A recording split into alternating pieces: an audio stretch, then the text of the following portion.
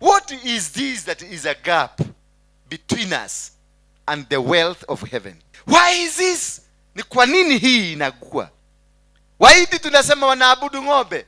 Ukienda hapa Idasireli utakuta muhidi ameweka kikitu chake pale, ameingia amefungua mlango anafuga. Mwafrika anakaa huko nje, anaingia anafanya miguu hivi, anakaa chini hapo, anasema maneno, anahakisha kaudi.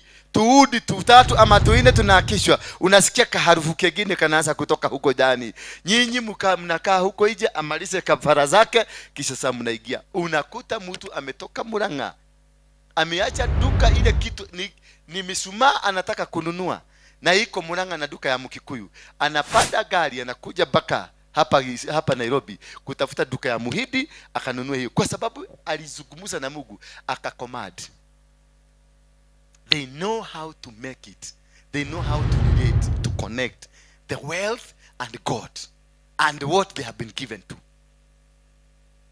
Bwana Yesu asifiwe sana. Wewe tu ni maombi without action. Prayers will not make things work. Prayers is a conversation with God. But how to make things work, it is another different story. Tunaomba na tumeomba. Tumeomba na tumefuga. But unatoka huko kirudi nyumbani na kuta kifuri kubwa kuliko ile ilikuwa imewekwa last time. Kwa nini? You must design how to relate yourself with God. You must understand the principles of the kingdom is different from any other things.